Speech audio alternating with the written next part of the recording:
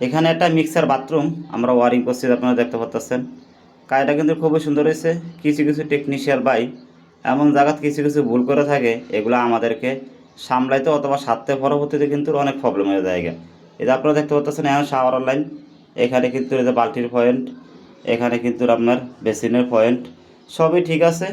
এই যে আপনারা দেখতে পাচ্ছেন নিচে এখানে একটা টিস আছে, ফিলোনেটা টিস আছে এখানে। এখানে কিন্তু একটা ফিলোনেটা এলবো হইতো, ফাঁসে কিন্তু ফিলোনেটটা এলবো হয়েছে, এটা কিন্তু ফিলোনেটটা এলবো হইতো। তো ফিলোন এলবোটা না দিয়ে সে কিন্তু এখানে টিরা লাগিয়ে লাইছে। প্রশ্ন করছি ভাই এটা আমার ভুল হয়ে গেছে গা। তো ভুল তো হয়ে গেছে, এখন কিন্তু এই জিনিসটার সমস্যা সমাধান করতে কিন্তু আমাদের কিন্তু খুব অনেক খেসারত ভোগ করতে হবে। এটা কিন্তু ভবন মালিক দেখছে, ভবন মালিক দেখার পরে আমাকে ফোন করছে, তার জন্য আমি কিন্তু জিনিসটা দেখছি।